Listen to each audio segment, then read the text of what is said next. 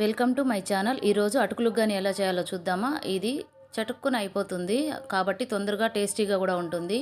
ఎర్రగడ్డ, కొత్తిమీర, కరివేపాకు రెడీ చేసి పెట్టుకోవాలి. మిక్సీలో పచ్చిమిరపకాయలు, ఎండు కొబ్బరి, ఉప్పు మిక్సీ వేసి పెట్టుకోవాలి.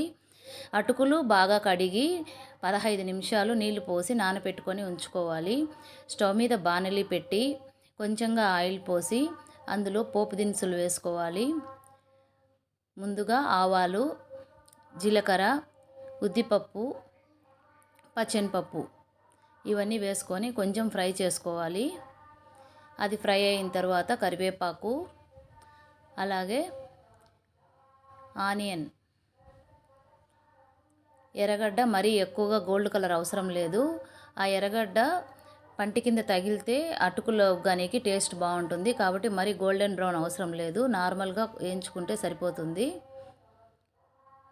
కొంచెం వేగిన తర్వాత మనం మిక్సీ పట్టుకున్న కొబ్బరి, పచ్చిమిరపకాయలు, ఉప్పు పేస్ట్ ఉంది కదా, అది వేయాలి.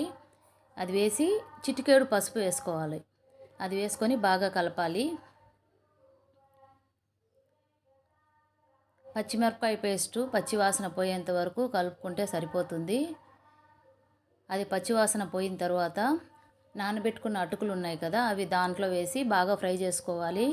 మంట సిమ్లోనే పెట్టుకోవాలి, ఎందుకంటే అడుగంటుతుంది అటుకులు. కాబట్టి మంట తగ్గించి పెట్టుకొని అటుకులన్నీ బాగా మిక్స్ అయ్యే విధంగా కలుపుకోవాలి.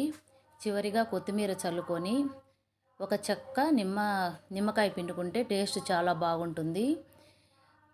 మా సైడు దీన్ని అటుకులు ఉగ్గాని అంటారు, కొన్ని సైడ్లో అటుకులు ఉప్మా అని కూడా అంటారు. ఇది చాలా క్విక్గా అయిపోతుంది, టేస్టీగా కూడా ఉంటుంది.